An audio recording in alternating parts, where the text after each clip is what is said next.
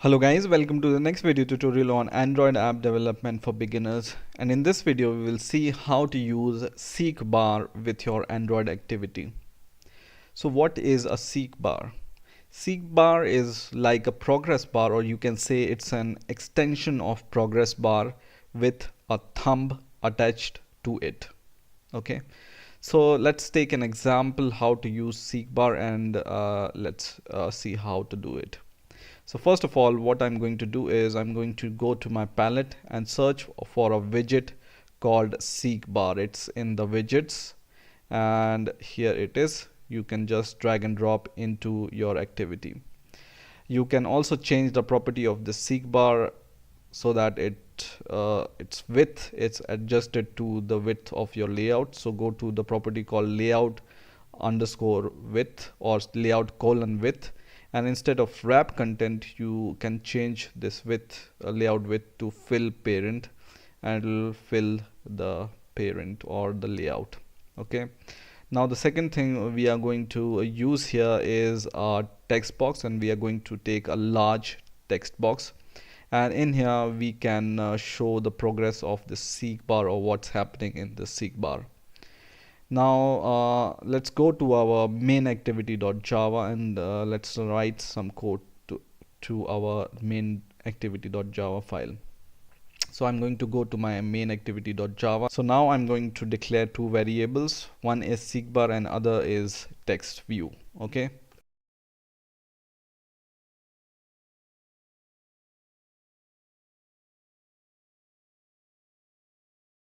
So now we have declared two variables. One is SeekBar and other is TextView. And let's declare a method which we can call in our onCreate method.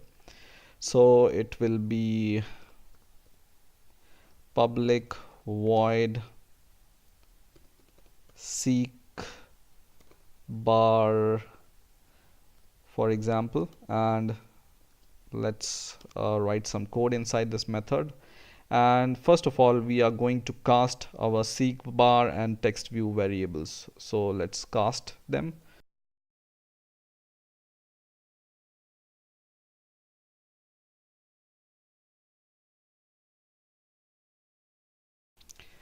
So now our casting is done, and now we will add the listener to this SeekBar. But let's first set some text on our text view so that it can print the progress of the SeekBar. So text view dot set text, and inside we can just set some text. For example, covered some amount of SeekBar or something like this, plus the SeekBar variable, and we will check the progress. So get progress of the SeekBar. So let's check the progress of the SeekBar, and then we will show this progress against the maximum value the SeekBar can show, right? So let's show it against the maximum value. So plus SeekBar dot get max. Okay, now what we are going to do is we are going to take our SeekBar and add a listener to this SeekBar. So take the SeekBar dot set SeekBar change listener, and in here we will add a new SeekBar change listener. So new on SeekBar change listener, and you will notice that whenever you press enter, it adds three methods to your on SeekBar change listener. One is on progress change, other is on start tracking touch, and third is on stop tracking touch. So this one first is for tracking the progress of your SeekBar, second is tracking the start of your SeekBar, and third one is for tracking the stop of your SeekBar. Okay, so now what we are going to do is in this set on click change SeekBar listener, let's create a variable int progress value, for example, and this we are going to use to store the progress of this SeekBar.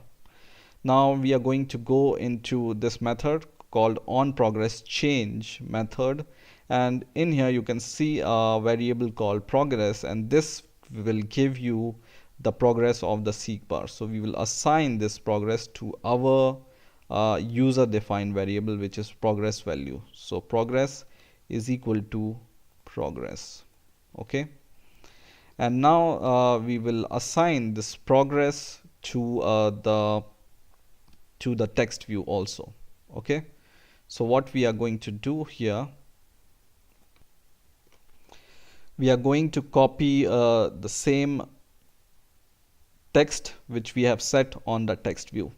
But let's see what is this error. This error, when we hover over this progress underscore value, it says the variable progress value is accessed from the inner class. That means you should define this inside your SeekBar method in here, right? Or better, you can do it even inside here. Okay, and then what we are going to do is we will copy this text view.setText and paste it here, and instead of this get progress, we will just pass this progress variable here. Okay, so this will show us the progress of our SeekBar in the text view. Okay, the same we are going to do in the stop tracking touch, because whenever the SeekBar process or SeekBar drag is stopped, we also want to show this value on the text box. But this is stored in this progress value, which is a global variable for these three methods. So change it to the progress value, and then we can also show some text message using toast. Okay, so we will use toast dot make text, which takes three arguments. First is your class name or your context, so main activity dot this. Second is the message, for example SeekBar in progress. Okay, and let's add the third argument, toast dot length long, and we will show this, right? The same messages we can add to our other two method here. One is for start tracking, so in here SeekBar we can say start tracking or SeekBar in start tracking, and in here we will just add same toast or message, and we will say SeekBar in stop tracking. Okay, now I think our method is done, so we just need to call this method inside our onCreate method in here, and we just need to run our program. So let's run the program. So now our program is running, and you can see initial status of our SeekBar is 0, and the maximum value of the SeekBar is 100, right? So because it's on the top left end of the SeekBar, that's why our progress is 0 right now against 100. Now let's try to drag this thumb towards right, and let's see what happens. So I drag it, and you can see it changes this value which is covered, and it changes the message or toast in here, right? So the process changes and the message here also changes, right? You can see the process changes, and here the message according to the change of the SeekBar appears, right? So in this way you can track the process of SeekBar using get process of the get process method of SeekBar and the process method. And that's it for this video. I hope you have enjoyed this video. Please rate, comment and subscribe, and